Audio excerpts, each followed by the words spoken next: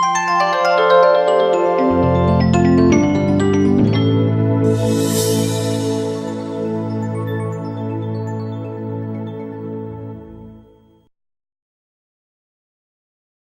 doing great things, and so we're just excited to have him come and share his information on bullying or anti-bullying.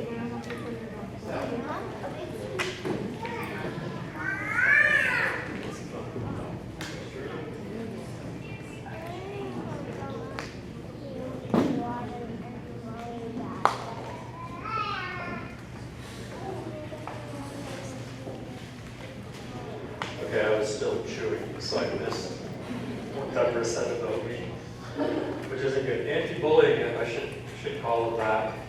I want to, by show of hands, if you were a bully, been bullied, or have heard from one of your kids that they've experienced bullying, put your hand up. Anyone else? Okay, so it's relevant to a lot of people. That's good. All right.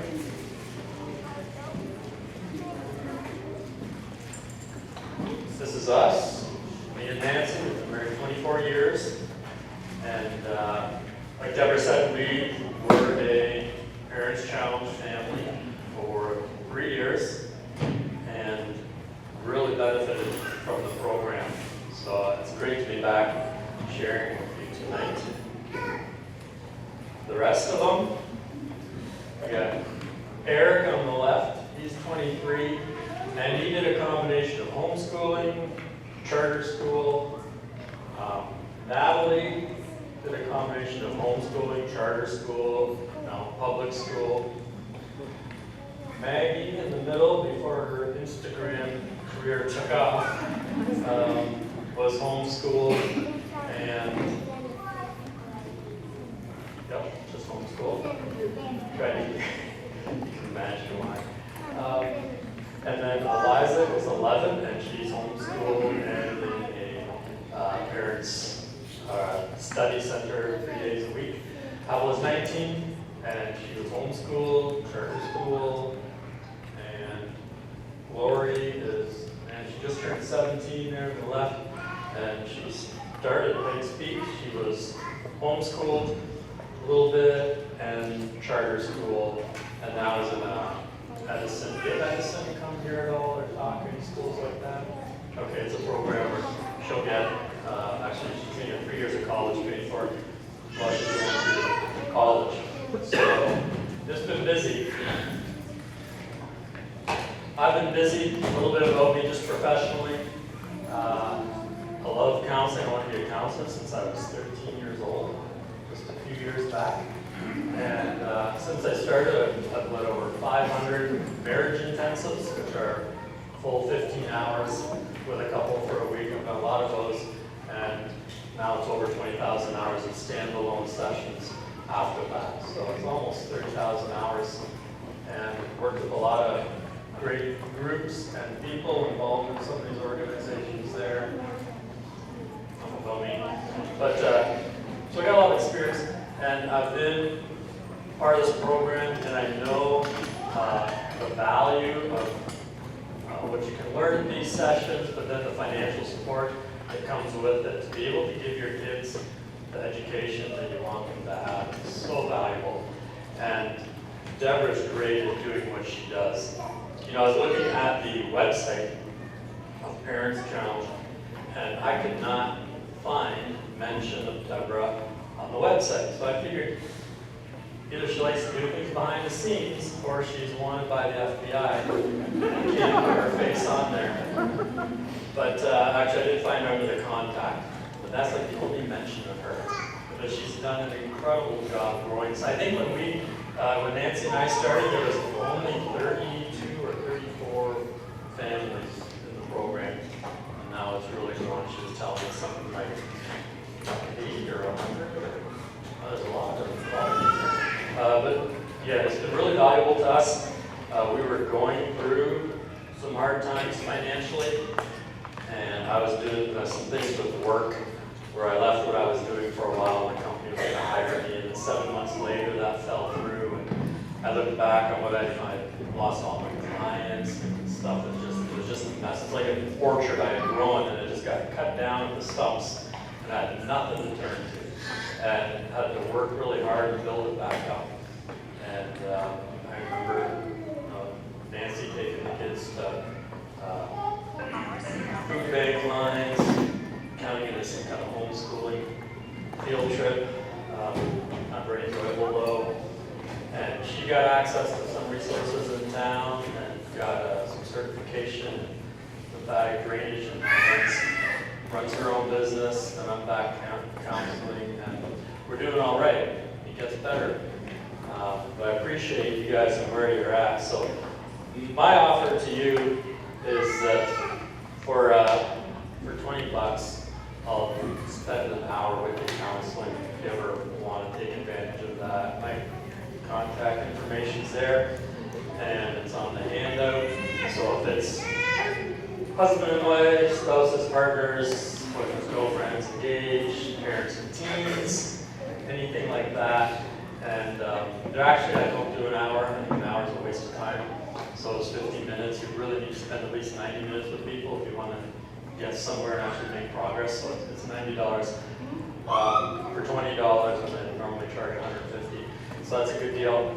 If you want to take advantage of that, I'm here to help and to serve you. So feel free. I'll stick around for questions. My focus really is in marriage and family counseling. I've counseled like one family, 37 family members over 3 weeks. I travel to them. I do Zoom video sessions. If you can't make it because you got kids, that's a real convenient way to do it. But that's my specialty. But I created a resource for families that helps them communicate. It helps them with what are good questions to ask. And when a lot of times parents have good questions, they ask their kids, they make a mistake of asking that question first. And really it needs to be like the 6th or 7th question in this series. You can't just like hit a person with a question. And so I saw stuff happening in my counseling that was really, really effective. And I always want to work myself out of the job and take what happens in the office and make it available on a broader basis for people. So I created something called, I've actually called it a couple things. It's called the communication cure, because that's catchy, but it's, they don't like the name, so my other name, try this one, is Meaningful Talk. Okay, Meaningful Talk seems to go over a little better. And I'm going to demonstrate it for you, and then on the probably the last slide of the printout of the slides, there's 3 links. There's like my web address, my email address, and then a link to this resource here. And all you got to do is follow that link, and you're going to have this tool to use with your kids. Now, this is for younger kids. This is between 5 and 12 years old. So how many people are here with kids in that range? Lots of people. So there's 2 of these talks. They're not TED Talks, where you think of a talk where you sit and you listen to someone for 15 minutes. It's actually, you're actually going to be talking with your child. And it's going to prompt you who's answering the questions. The idea is to have face-to-face communication. Face-to-face communication is common sense, but it's not commonly practiced. Especially with phones and the ways people are communicating these days, we've lost the eye contact. So something really powerful happens in a 1/6 of a second if you have eye contact with somebody. Your brains start to wire together. They say that, I forget what they say, but it was a really good saying. If I remember it later on, it'll probably come back to me.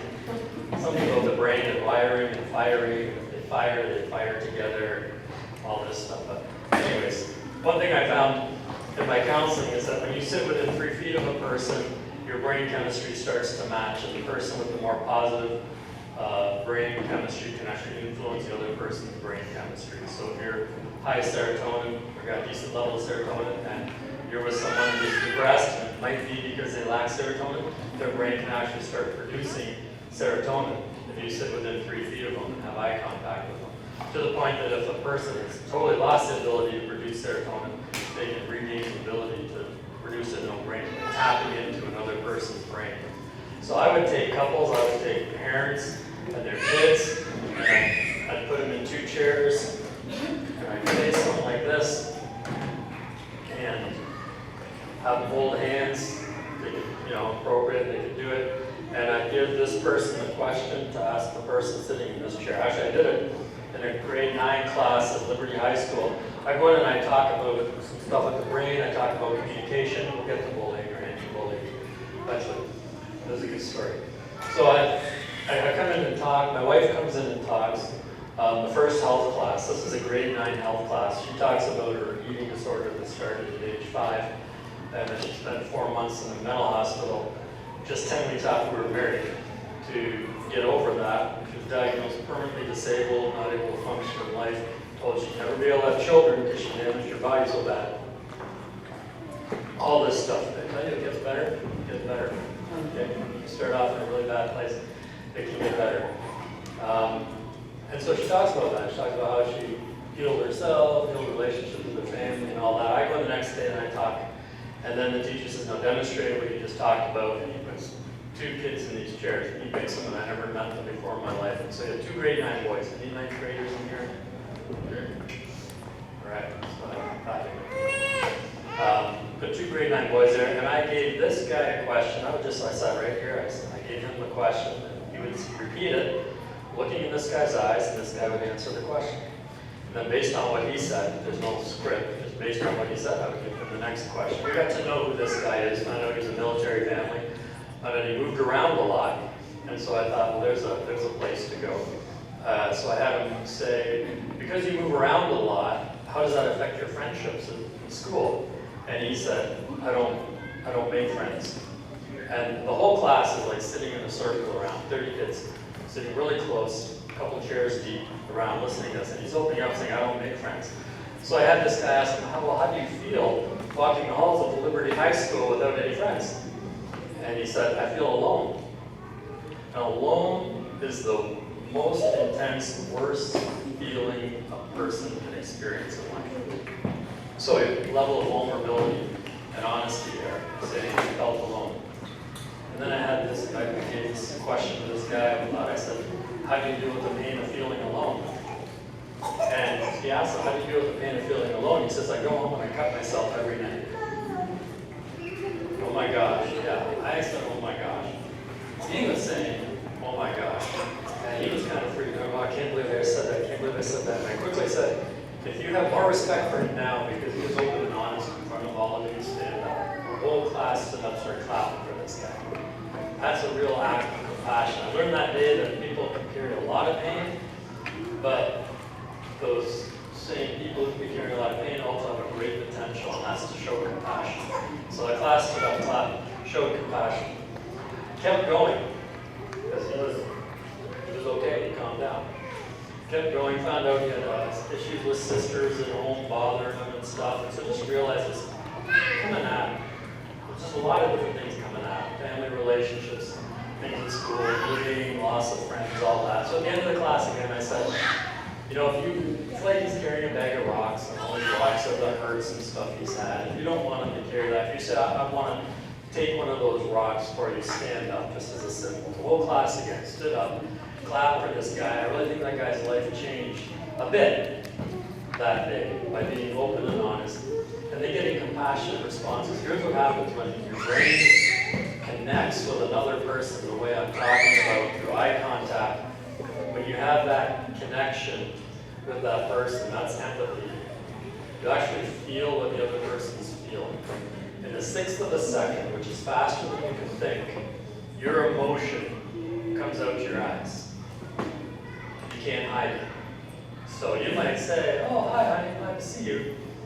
And in your eyes, you're maybe overwhelmed from your day. Maybe you're not glad to see them. And if eye contact is made, that person receives that emotion in their eyes, and it hits something in the front called mirror neurons. And these are neurons that mirror whatever just came in your eyes.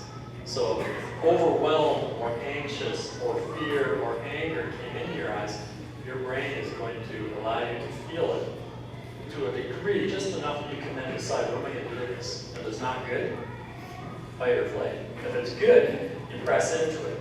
So that's true empathy. It's an actual thing that goes on in the brain. All right, just the mic.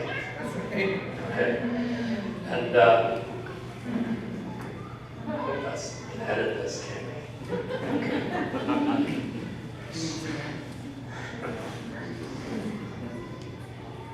Shouldn't take that long. Thank you. So your empathy occurs, and then you can sympathize, and sympathizing is asking questions. It's thoughtfully understanding, helping understand what's going on. That's what went on when these teenagers were exchanging information back and forth. And then, in a fifth of a second, another little circuit system in your brain kicks in that causes you to think of a compassionate response. And the world's a better place. Our schools are better places when there's more compassion between students. Our homes are better places when there's more compassion between family members. And we're lacking a lot of it, and a lot of it is because we're on our devices using them to communicate to people. We're missing eye contact. Next to eye contact is your ears are the second most accurate way of figuring out what's going on around you. So it doesn't just have to be eye contact, it's the most accurate. But you can go through empathy, sympathy, and compassion. And as I led couples and families through these exercises, I saw compassionate responses. In fact, in this class, I kind of orchestrated everybody standing up and clapping for this kid. And he felt it. It was good. But after it ended, I was over here talking to the teacher, and one of the guys from the circle who was just observing this walked up to this guy, and I heard him. He said, "I had you in Spanish class after health class. Can I walk with you so you don't feel alone?" Grade 9 boy. Never seen anything like that happen. 9th grade from one boy to the other. You know what? If that would have happened in my grade 9 health class, that guy would get called softy or made fun of for reaching out and caring. But when everything is clicking right, it's just natural, and you're going to do it. It's who you're created to be. We are created to be loving people to each other. And so this is kind of feeding into the bullying, because bullying is a lot of not loving behavior. And how are we going to fix it? One path back to fixing it, decreasing it, is stirring up more compassion. Anyways, from that story is this resource. Okay, I gotta figure out how to do it.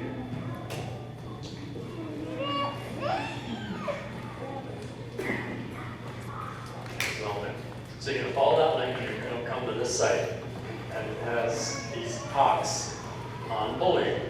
And so you sit with your child like this, on a couch, at a table, with a desktop or a laptop, something like that. You get the full functionality going. And so you're within 3 feet, right? That's the brain chemistry piece. You have eye contact with your child while the questions are being asked. This is going to ask questions. And when the question's being asked, look at your child, because if it's a good question, you as the parent want to know what's going on in your kid. It's going to come out your eyes. Your interest in them is going to come out your eyes, even though you didn't ask the question yourself. Another voice did. This voice was picked by a group of 7 functional neurologists who had 11 different voices that they all listened to unanimously. They said, this is the guy's voice that has to ask the question. Because you know what? Your spouse can ask you something, your kid can ask you something, you can ask somebody something, and the tone of your voice, and that 1/6 of a second, already says what the acceptable answer is going to be. So we got to break that pattern. We break that pattern by bringing in a different voice who asks the question. Now our brain's a little off kilter. It doesn't know what to do. This is news. Your brain stays open to engaging in conversation. So this is really simple, but it's really deep and complex in what it's doing. There are 2 talks here. One's on bullying awareness, and the other one is caring for your bullied child. This caring for your bullied child talk, I'm not going to show it to you tonight.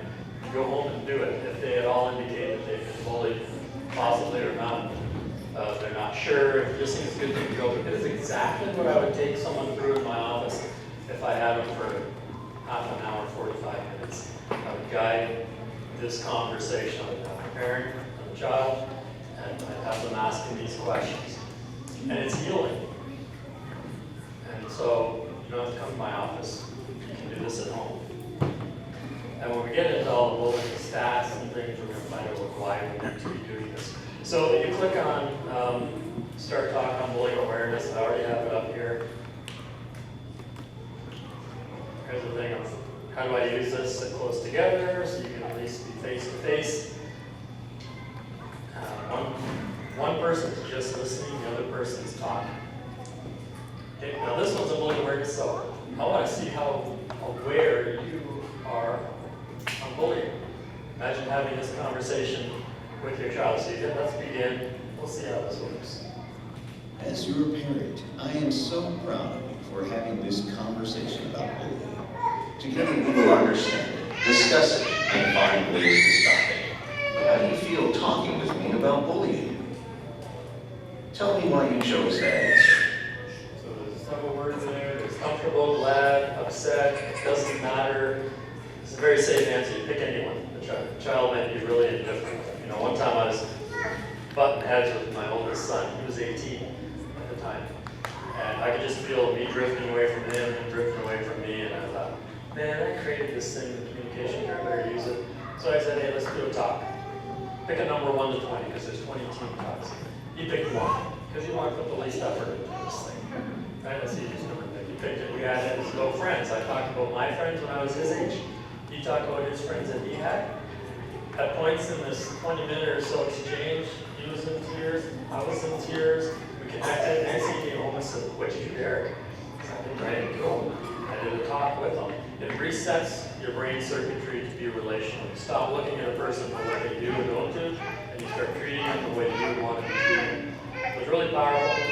This just makes it really safe, gives the kids options of what they might feel, and they answer and they say upset, that they don't want to be doing this. Maybe they feel the connection starting to come, maybe they're not comfortable with it, but we stay with it. The next 4 screens each have 3 situations on them. We want the child to discuss which scenarios are actual bullying, which ones aren't, and which ones are just kids being kids. Parents, feel free to ask questions and offer suggestions after your child shares their views and opinions. Sometimes parents need that prompt, don't jump in and rescue them right away with the answer. Let them struggle with it a little bit. You can do that because you got soothing music in the background, which is also important for the brain connection. So the music fills the awkward silence. So we're going to go to the first one. A, a classmate trips you every time you pass them in the hall. B, a classmate trips you, apologizes right away, but everyone around laughs at you. C, you trip over a book on the ground and a few people around you laugh and point at you. So the question was, which one of these is bullying, if any of them are? Which one's just kids being kids? Which one's definitely not bullying? Classmate trips you every time you pass them in the hall. Hands up if you think it's bullying. Yes. Why is it bullying? It's consistent.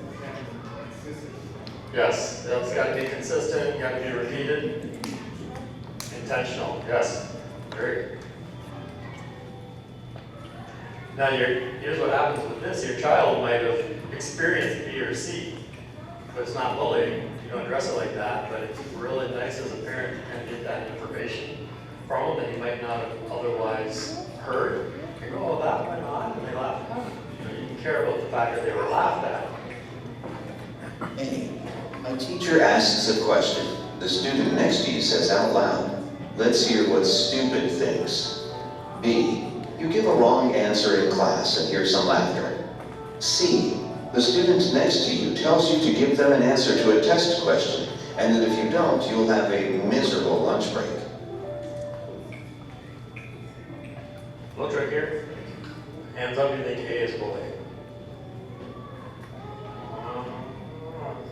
The 9th grade experts here both agree that it's bullying.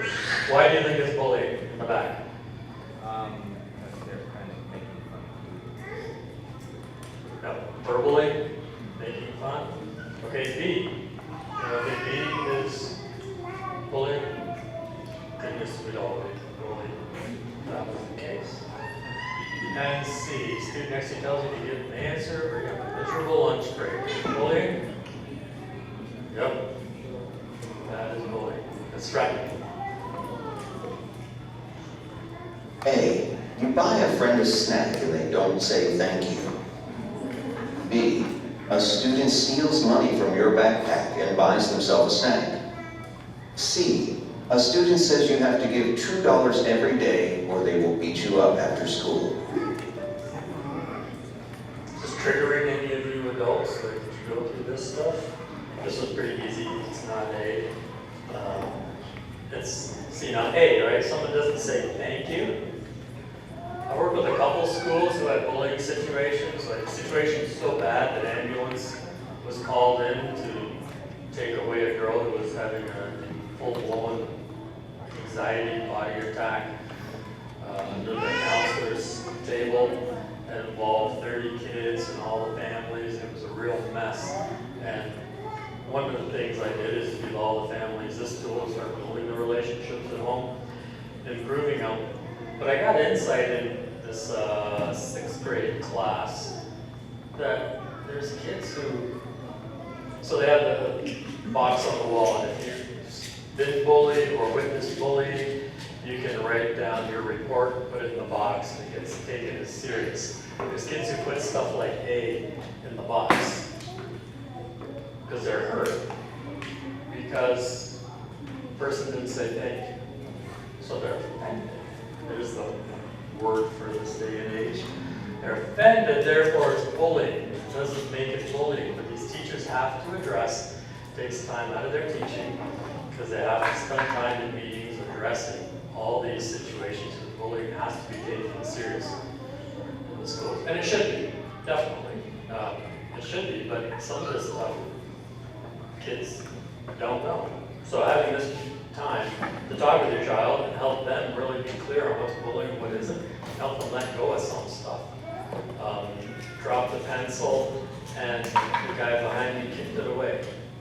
That was an actual bullying report. Let's help the teachers out.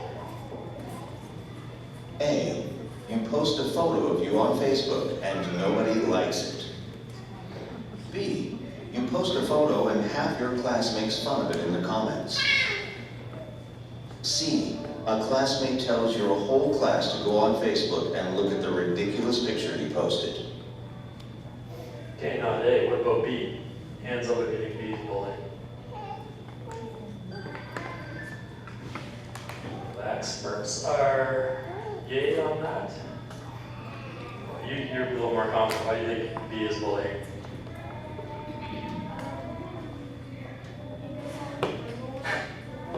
Yep. Verbally making fun of. Okay, what about C? Definitely.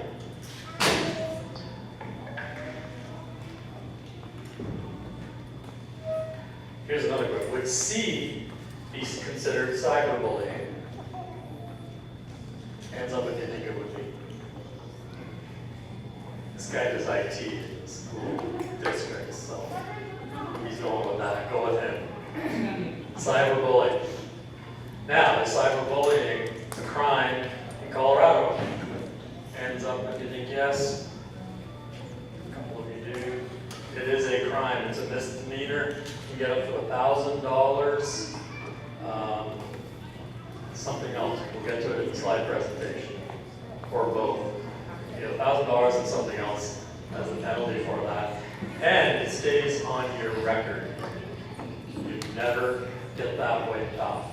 So those 6th graders, 5th graders do something like C, and it gets down the channels and stuff happens. It can be on your record for a long time. And you think it's just fun. Let's continue with a quiz where we each will say what we think the right answer is. How many students are bullied each year? 475,000, 2 million, 3.2 million. How many people think A? B? Couple? C? Okay, the experts agree. 3.2 million. How often do teachers step in when they see bullying happening? That was awesome. I did that. Yeah.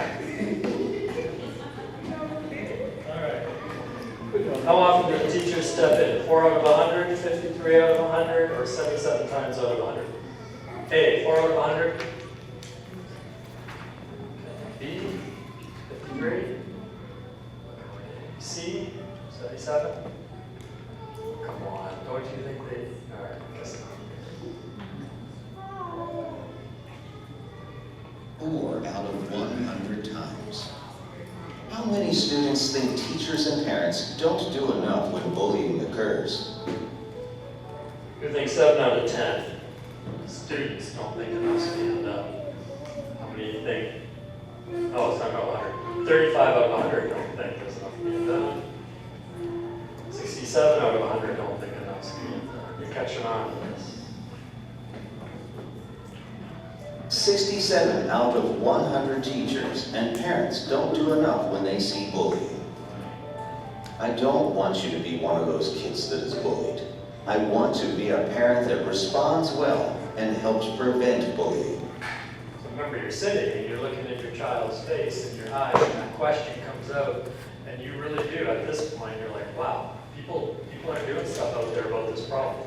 I really do care. It comes out your eyes in a sixth of a second, and hits your child's eyes or mirror neurons. They feel that care. They open up. Now they're leaning into the conversation. They want to keep going.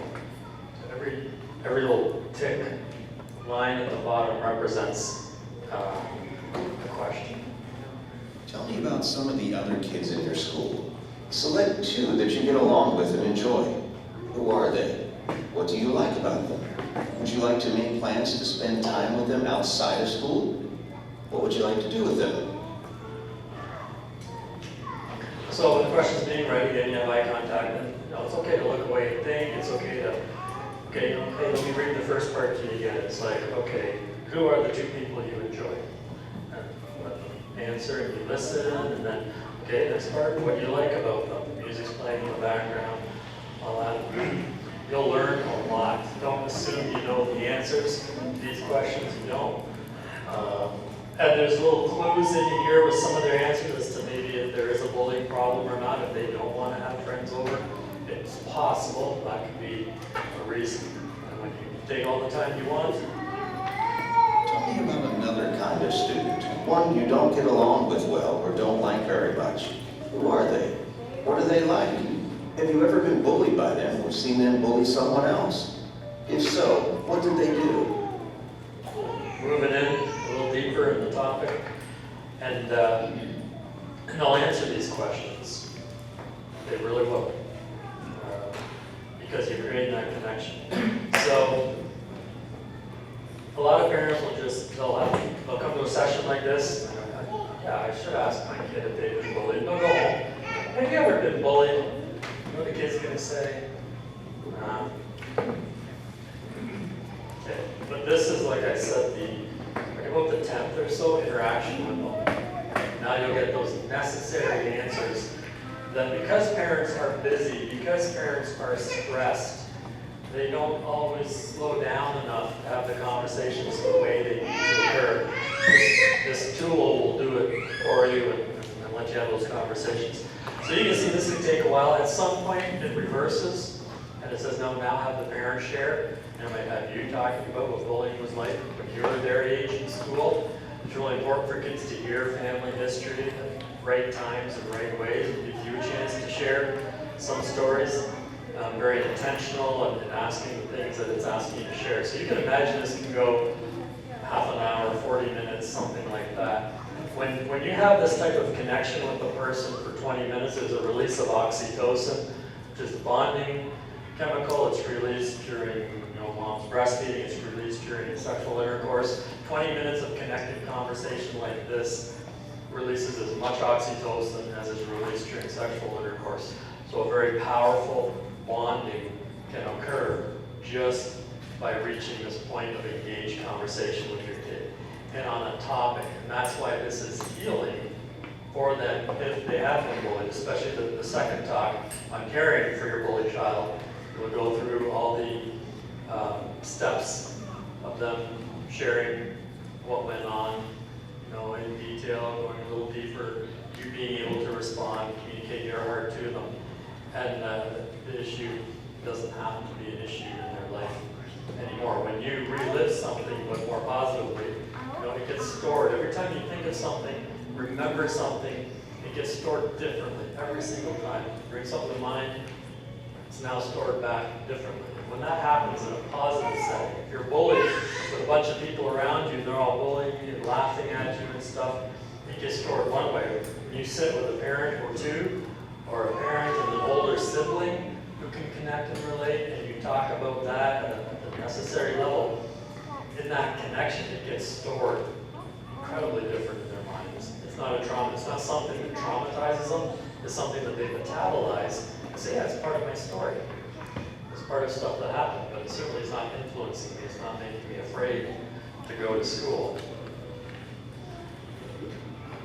Any questions on that resource at this point? Well, along these lines, like what you're talking about with the restoring and stuff, is it a good idea to write the answers down and everything so be able to go back to, or just keep it verbally? You can. There are people that do that. There's people who will go through this just on their own to know what's coming. I wouldn't do that with the child, but just for yourself, you can do that. You can take notes. I would ask permission. You're right. I think this is going to be a great time, and I'm going to be hearing so much good stuff. I think for me, it's going to really help us and help you at school. I don't want to miss anything. Okay, if I got pen and paper, you can jot notes down. It's a really good idea. Very good. Along those lines, videotaping, would you recommend that? Videotaping, fingerprinting. No, I would videotape it. I'd go back 3 months later and have the same conversation. And that's, you can skip through the quizzes and the multiple choice stuff. Get down to these questions again. Your child will have already asked you to do it again, guaranteed. So that's a good way to relive it. I'd rather you relive it actually doing it than watching it. Another question back here? No? Okay, so again, follow that link. It's on the last slide. Someone want to verify for me or have it? It's on there? Okay, you go.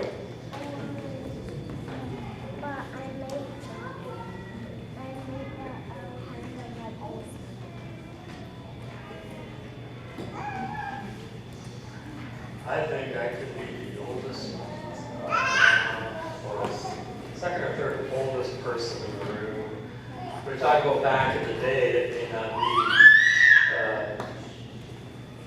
it might be before some of you guys' time. But these are some false beliefs about bullying, things I would have heard, and as parents you might have heard growing up. Being bullied builds character. True or false? Could being bullied build character? Yeah, it could. You don't roll your kid in it, right? You care for their heart more than the opportunity experience. It can, and so that's language you can use. If you too quickly say you're going to build character through this, you shut them down. If they say, yeah, I've been bullied, well, this is a great opportunity.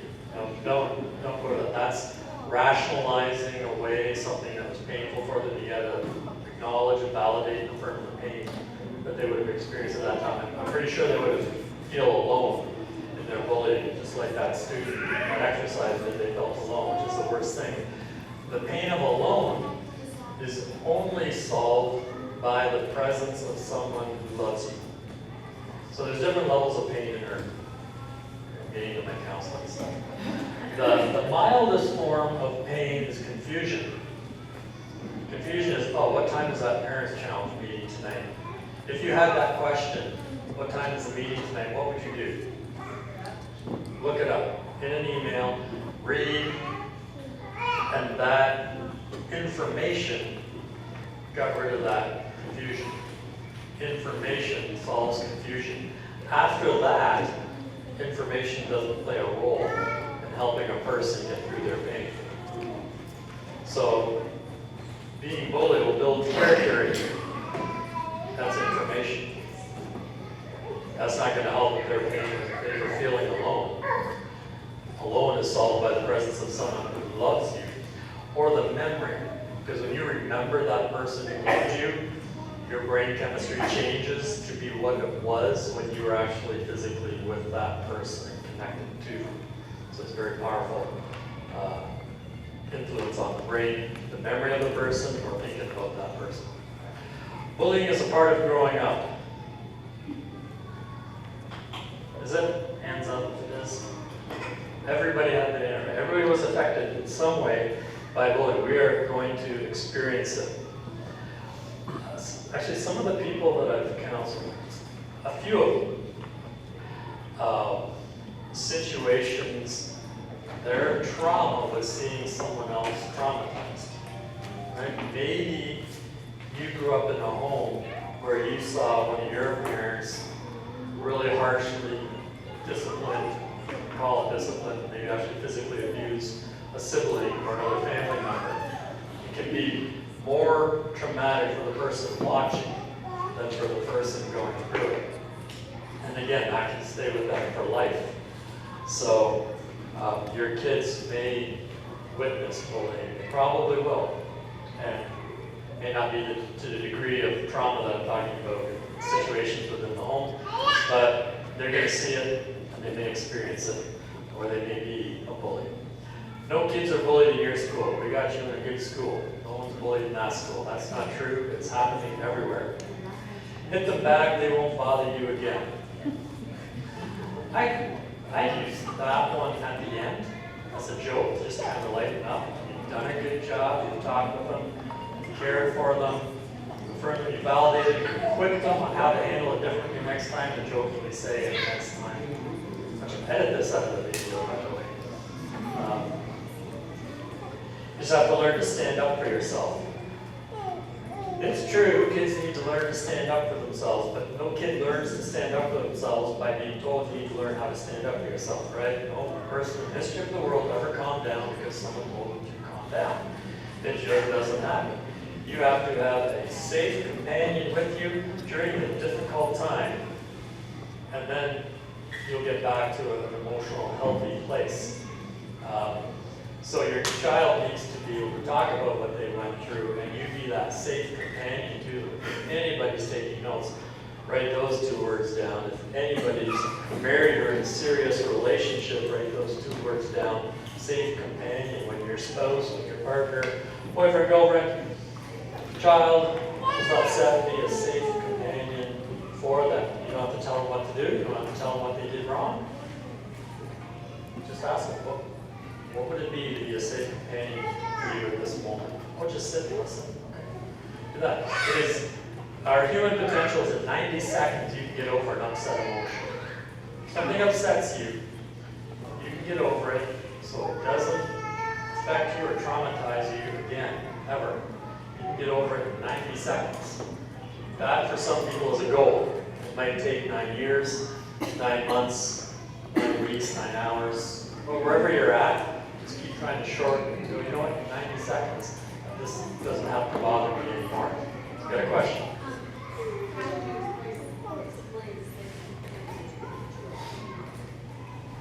What age? Okay, how do you explain safe companion to a 10-year-old? And it takes a lot of humility as a parent to do this, have these conversations, talk this way, and humble that you're serving your kid. Parents' job is to serve, protect, and enjoy their children. 3 things. Serve, protect, and enjoy. Sounds a lot like being a cop. Serve and protect. And what makes it really hard is to enjoy it. That means you do it, you're not expecting anything in return, you give sacrificially. And to do that, I'm not, don't ever be your child's servant. But serve them to say, what is their need? Or what they need to be safe and a companion. So I'm not sure if they see me as that. I've got to ask them, have there been times where dads talk to you about something, you got afraid because of the tone of my voice? Yeah. So you didn't feel safe at those times? Nope. What would have been safer for you? Well, if you would have maybe waited they'll have an answer for you. You maybe waited 5 minutes and came back if you were upset, brought it up at a different time, if you just kept your voice toned down, if you actually slowed down enough and gave me your attention, like, okay, I want to work on that. I want to be a safe person for you. I don't want to be the kind of parent that is telling you what you did wrong, telling you what you need to do to fix it. I want to be that person that's going to be supportive. It's likely something they haven't had very much of, so you're actually introducing a new component into your relationship. When I would put my kids to bed at night when they were younger, and I was at a bad day and I wasn't being the dad I wanted to be, and I knew I had hurt them, I wouldn't expect them to be able to communicate. I expect them to be able to say you weren't safe. But I would say, I'd sit beside them on the bed, put my hand on their chest and go, you know, I was thinking about this morning when I got on you for not picking up all the clothes in your bedroom floor before you came down for breakfast, and I got loud.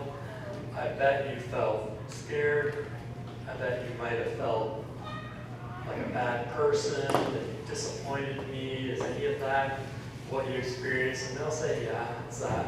Okay, that's a parent educating their kids on their emotions so they can have emotional maturity. That's what takes humility, admitting that we do make mistakes. But I'm also telling you, mistakes don't have to impact people forever. You just got to admit that you made them. Now, I've seen bullying situations turn around where the bully admits a mistake. You know, those guys, I've seen them, they become friends with the person that they bullied. Because it's actually the foundation, a good foundation, foundational piece of a relationship. If someone can admit when they do something wrong, those are the kind of people we want to be around. Done something wrong, admit it. Let's not pretend it didn't happen. Let's not bury it. Let's not stay angry about it. But let's admit it and move on. And when bullies can do that, they actually are changing who they are, and now they're capable of a relationship, and it works out good. So, don't let it be discovered to stay up. What'd you do to make them treat you that way? Man, the blame that comes on the kid, because you know what? They don't have to do anything. There are people, I was working with a couple today till 5 o'clock, and this guy was just describing from great-grandparents down to his parents. Describing them always came up just mean-spirited people. My great-grandfather told me a story, and there was murder in the family and crazy stuff like that, to his mom being mean, his dad being mean. There are people who are just mean up there. And so your child doesn't have to do something to be bullied. If you do that, if you say something like that, ask yourself why you're saying that. Why would you put something on your child instead of being in a place where you say, how can I help you with that? Why am I not blaming you? But to marry yourself, maybe I blame, go ask your spouse or your partner, I blame you for a lot of the problems in the home too. Yeah. Okay. There's some maturing to do there. That's another whole topic. We'll get into it. Sticks and stones will break your bones, but names can never hurt you. That's not true. They scan brains, and the amygdala is where pain registers, and they can see it lighting up and firing. And being called a name, like not joking, right? I can call you Red, right? Now, that doesn't hurt them. But I can call somebody a name, and if it's with intention, and with emotional energy, and depending on where that child is, the pain center in the brain lights up, is 7 times more active than if you broke a bone in your body. And it's funny, it's ironic that they compare it to breaking a bone, and that the saying, however old it is, way before they can do these scans, they're comparing it to break in home. We intuitively just know that a name, being called a name is 7 times more painful than breaking a bone. I was bullied in school and I turned out fine. Said no woman ever, right? No woman would ever say something like that. Guys, we might do something like that, but here's a question. If you were bullied in school, did you enjoy it? Did you like it? No. I bet you wish there would have been someone there who could have said, I saw what happened and I'm sorry that happened to you, even though I didn't do it. I'm sorry you had to go through what you went through today. That was probably embarrassing. And no, there's nothing different about you. You won't be bullied. Every parent's got their parent glasses on and thinks their child's perfect. I got one daughter with a speech impediment, with a little special needs, and she gets consumed and someone's going to make fun of her.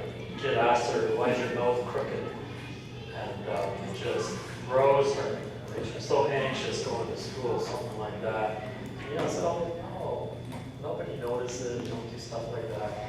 But my other kids would be concerned about bullying too. You don't have to have something wrong with you to be bullied in this day and age, that's for sure. Any questions or comments on any of those?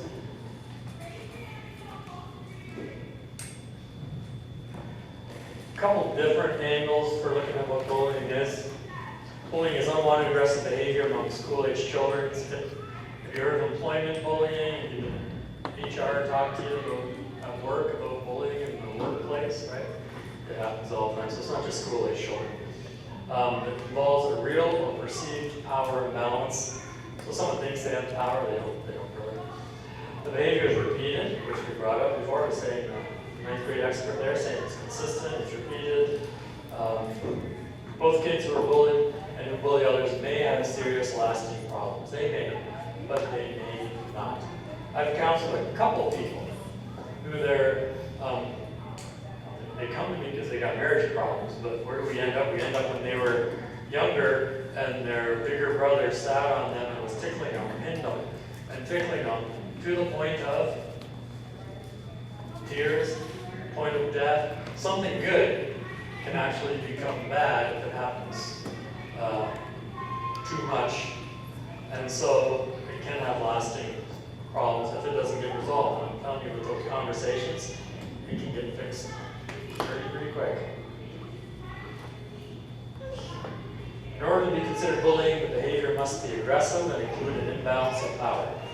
Kids who bully use their power, such as physical strength, access to embarrassing information online, for popularity, control or harm others. Popularity, putting people below you, you bully people to keep them below you. Bullying in public school laws means written or verbal expressions, so that's where you mentioned, because it's being spoken and being made fun of. Verbal expressions or physical or electronic act that's intended to cause physical, mental, or emotional harm to another student. That's really broad.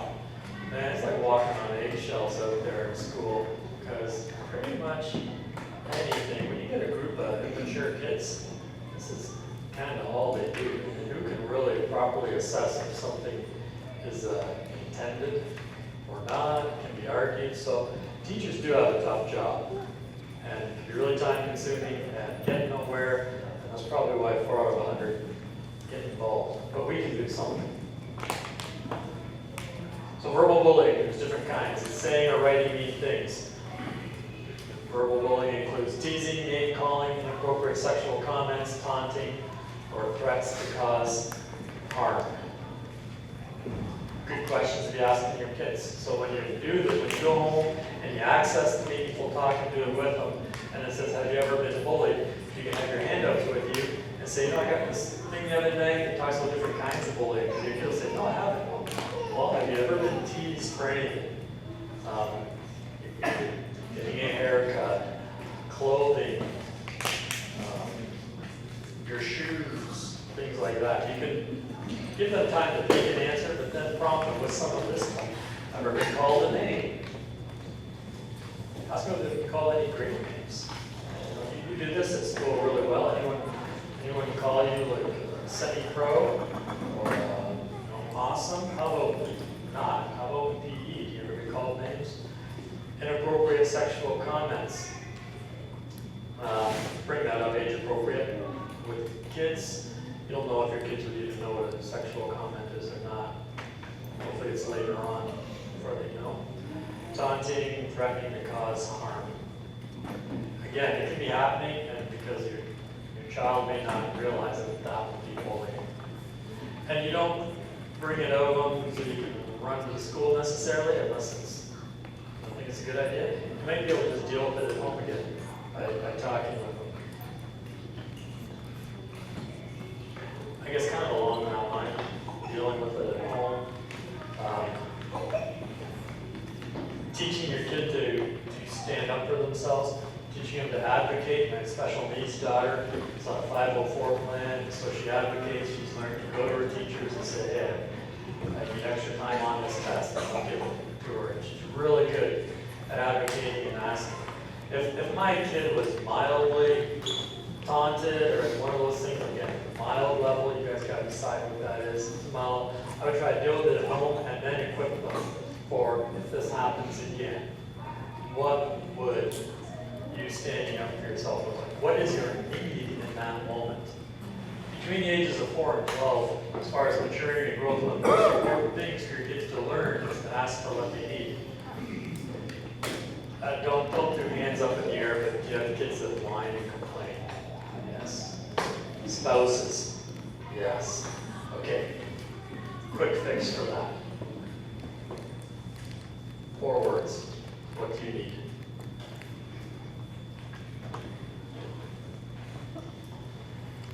They're hungry, whining. What do you need?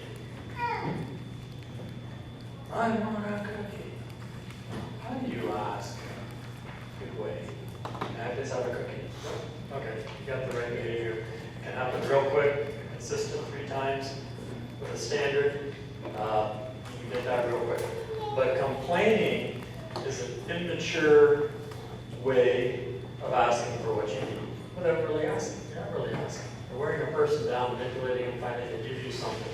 And you never really did hear from them that they needed food or whatever the thing may be. They just whine and act. Where is this town? You got enough going on. You don't need more wearing down from your kids. So teach them between the ages of 4 and 12. Why 4? Because that's when they start stringing words together in sentences. And so they can start with what appropriate and asking. Like, make sure you're modeling it at home yourself. So, mild situation, I'd have my child, I'd use that opportunity to teach them to ask for what they need from that bully. Please stop and be a specific behavior. And if not, you follow whatever your school has taught you to do. Write the report, go to the teacher, do that. Try it once. That's what I want my kids to do. At some point, they gotta own it. Okay, social bullying. Relational bullying, hurting someone's reputation or relationships, leaving someone out on purpose, telling other children not to be friends with someone. I've encountered that in schools. Spreading rumors about someone and embarrassing someone in public. Again, 4 really good things to ask the kids if they've experienced it. Let's say a kid says no. Another great opportunity to start instilling in them, well, if you did, how would you handle it? What would you do? Maybe they don't know. Maybe they would do the incorrect thing, and you want to listen to them. You go, I can see why you would think just walking away and not saying anything is a good idea. Would you think of ever telling a teacher? That might be an idea. Again, be very welcoming with their responses. Physical bullying, this is kind of like growing up. The only thing we ever thought of as bullying and really got addressed in attention is the physical stuff. You can ask your kids if any of those things have happened. Again, remember, it's got to be repeated and pretty good argument for intention. And you didn't just trip because the halls were crowded, you tripped because that person was sticking their foot out. Warning signs. If you don't use those talks to find out what's going on with your kids, you'll need to know these warning signs. They're all common sense, man. Yeah. This first one, either they got hit by a car on the way home and they wanted to know, or they were bullied. One of those. stuff like that. Doesn't want to bring classmates or other peers home after school, seldom spends time with them. I went to a summer camp this summer. It's a digital detox camp. It's called Reset Summer Camp. It's 30 days. It's $8 grand. 30 days to send your kid to this camp. And it's 30 days of no devices, no screens whatsoever. It's at a university campus in Santa Barbara. It's actually all over the places in the country. It's in Russia and China. I went to one in Santa Barbara, and there was 18 kids there. There's actually the grandson of John Madden, who did Madden. But the dad says, normally we bring lots of these games at the end of the sports camp that the boys are at. It's unappropriate to bring these games into this camp because we're trying to get kids off their addictions to screens and phones and all that stuff. These are the most requested age range for this camp is 18 to 26 year olds. Parents calling saying we're 18 to 26 year olds in this camp. They're starting in this coming year at age 8. So starting really young. They're going to be 8 to 12, 12 to 17, 18 to 26. These are 18 to 26 year olds living in their parents' basement. You don't want your kids in that situation. Every single kid that was at this camp got into gaming at the level they did because they were bullied in school. That's what started it. That's what drove them to this level. Playing games, yeah, doing it socially, fine. But when you go in your room and you close the door, and you put your headset on, and you're totally disconnected from the world, you're avoiding something. And then those games are designed to become addictive in your brain. Even though your mind might be saying you don't have a problem, this isn't a problem, your brain gets addicted to it. It started because these kids are bullied, and they don't want to have social interaction because they could get hurt. So undoing that's a lot of work. You got to teach them real life skills of interacting. And then one interesting thing I learned is that these kids think they could be professional gamers. So you have a better chance of a teacher stepping in if you're being bullied than you have a chance of being a professional gamer. That's how unlikely that is. But they think they're going to be professional gamers. If you want to get good at something, you got to play people who are better than you. So who are the better gamers? Chinese kids. So these kids got to play at what time? 1 in the morning, 2 in the morning, 5 in the morning, 8 in the morning.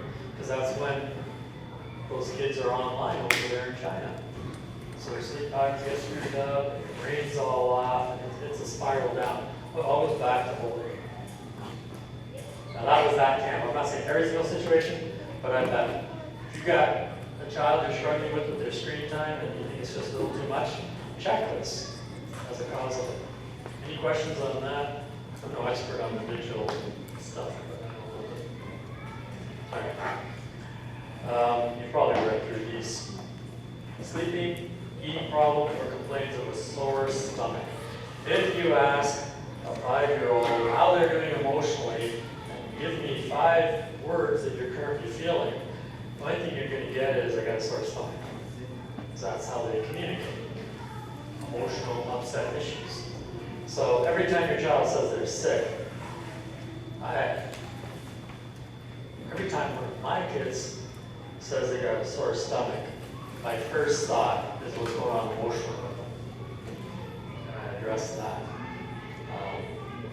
I don't wait hours or anything before we look at physical stuff, but first, just an emotional check, and then saying, okay, it could be rooted just physical, it could be rooted in dairy, it could be rooted in gluten, things like that.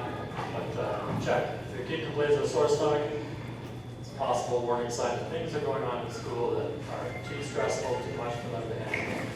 If they talk about not existing, disappearing, or actual attempts of suicide, good chance that they experience some kind of bullying. If you're anxious, distressed, unhappy, depressed, or tearful, good chance that you're bullied. But what if I'm married? My spouse seems anxious, distressed, unhappy, depressed, tearful. Does that mean they've been bullied? I would say, take a look at yourself. if you have bullying tendencies in your marriage. Very common by the definitions and things that I've said go on bullying, it happens in marriage. So if your spouse partner is experiencing those things, consider that and look at it. Deborah kind of touched on it in the introduction on bullying, is make sure you're not a bully at home. Yeah. The apple doesn't fall far from the tree. Parents can be bullies because they don't have the capacity for all that life is throwing at them. And as soon as your stress of life, finances, relationships, health, work, as soon as your stress of life surpasses your capacity to handle it, you stop acting like yourself. You stop being the person you want to be. And you're either loving or controlling. In any relationship, that's what's at work. Love or control. Love, self-centeredness, self-focus, not able to care about others. Love, I continue to take care of myself and the others around me. Or a mutually satisfying relationship. That's a great phrase. Mutually satisfying relationship. That's my goal with every couple of family I work with. Mutually satisfying. Everybody's happy. I don't meet them in my counseling office. They're my friends that I go out with. But in the counseling office, I know they don't know how to have a mutually satisfying relationship. And that includes your relationship with your kids. Starting at about age 12, that should be a goal with your kids. Be mutually satisfied with decisions. There was one point where I was feeling, with all those kids, I was feeling like a taxi driver. And I was getting frustrated. And it was showing.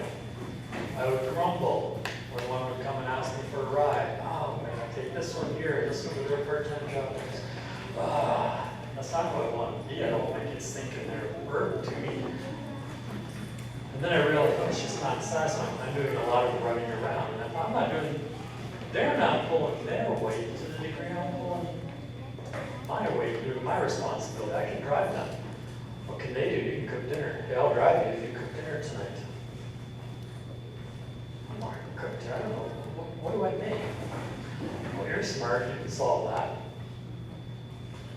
They know they don't get the ride if they don't make dinner that night. That's what they do. They cook dinner and actually enjoy it. And they put something into it.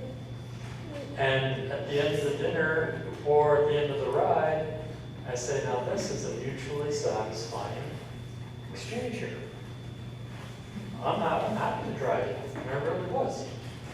At those times when I caught myself, I said, oh, what's going to be satisfying for both of us? And let's work for that. That's a skill they need for marriage.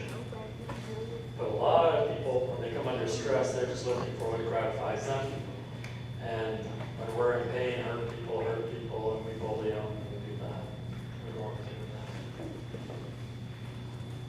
that. Any questions on that random trail there?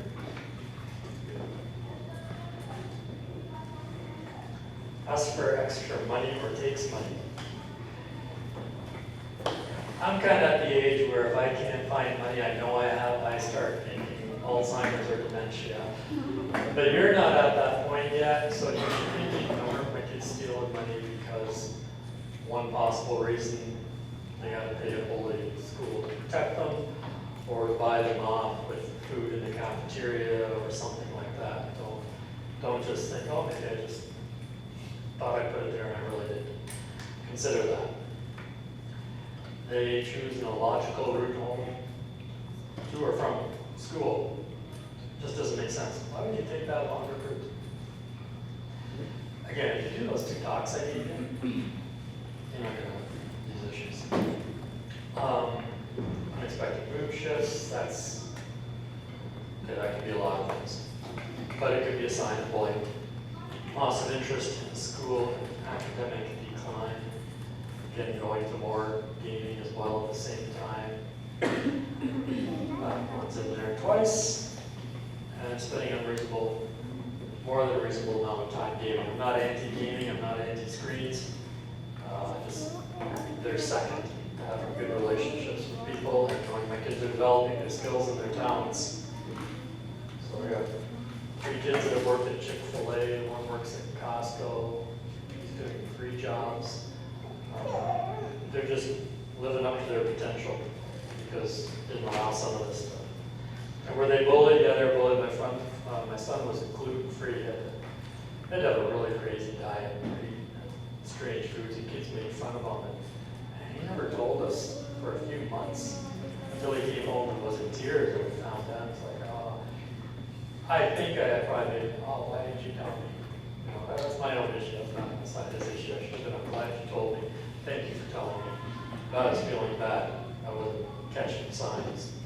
But worked it through. It was a good character building experience for him. And much more. So like I said, cyberbullying is a crime in Colorado. If you use any of those things to threaten bodily harm or property damage to another person, anyone use those to make obscene comments, requests, suggestions, or proposals, stalking, sexual stuff online, so there is a fine of up to $1,000 or 364 days in jail possible. So it's serious, it's taken seriously. What can you do to stop this from happening, especially the cyberbullying? Because that's where it's really going a lot more. Know their screen names and passwords. I hope you know them. And here's what's probably going to happen. You go over some of this stuff and you're going to go, oh man, my kids, I have no idea what's on their phone. I don't know what they're looking at. I don't know what their apps are. This is going to seem overwhelming. Here's how you fix it. Give me your phone. Why? I asked for it. Thank you. What are you going to do with it? Well, we're going to go over everything that's on your phone. Why now? You've never done that. Dad made a mistake. So I made a mistake. Should have been more attentive, a little more careful in knowing what you're involved in. And I'm going to fix it. Kids might have a hard time, but eventually they'll feel protected. Serve, protect, enjoy. 3 things a parent's supposed to do. How do you protect your kid? This is it. It may take time. No, and if it's a big ordeal, you know, I would take it and, well, I gotta go to bed, I need my phone, I would give it back. Because then you go on that phone, and change everything, hide everything, you're not gonna know what's going on. Say, no, like I said, I made a mistake, and it's gonna take a few days to fix maybe, so I'll keep your phone, and you'll get it back, you're not gonna die. You'll get it back after we've looked at everything that's going on, who your friends are, what your passwords are. So build a relationship of trust with your kids. Keep your home computer in a busy area of your home. That is possible. We have, like I said, our kids were homeschooled, charter school. Oh, we also did online school for a while. And we could always see their screens when they were working. It is possible. It might be a little hard, but you can do it. Your job is to protect them. Any things that's being set up, like if they're setting up new email accounts or chat accounts and messaging and things like that, do it with them. Just before now, my 17-year-old texted me and said, can you approve an app? Every app they get on their devices, I have to approve. And I purpose to make it like, oh, not an interruption. It's not an interruption. It's me doing my job as a parent. So whenever you text me and want that app, I'm going to look at it, I'm going to approve it, yay or nay, and you can have it. And then I set their phones that nothing can be deleted. So if they somehow find a workaround, me approving it, which I think they could, if they got it on there, they wouldn't be able to get it off. So when I do my regular check of their phone, oh, you don't trust me? You're checking my phone again, you just checked it last week. Don't you trust me? What do you say to that? Trust but verify. Who said that? Notice the gray hair, the gray hair. Yes, wisdom. Verify is a great word. They don't know what it means. So I trust you. Look them in the eyes. Because you do trust them, and you do are hopeful. You're hopeful that they're investing. I do trust you. I just need to verify it. They don't know what to say to that. So yes, and do it. There's lots of times we can verify as adults for what we've done. So verify. Parental good one. Know their screen names and passwords. Don't add information to profiles. So when they set up their Google and Gmail account, only give the minimum amount of detail. They might ask for a whole lot more. Don't give it just what they need to get the account up and going. Regularly review their friends with them, whoever they're connected with on social media, Facebook, Instagram, go through who they're following, who's following them, who is. If you don't know the person, ask. If they've got 1,276 friends that they're following on Instagram, you go through every one of them and you ask who they are and how they know them. And have in mind what you want as a standards. The bullying and predator stuff happens online. Another good one, yeah, know their screen names and passwords and follow them. Running out of time.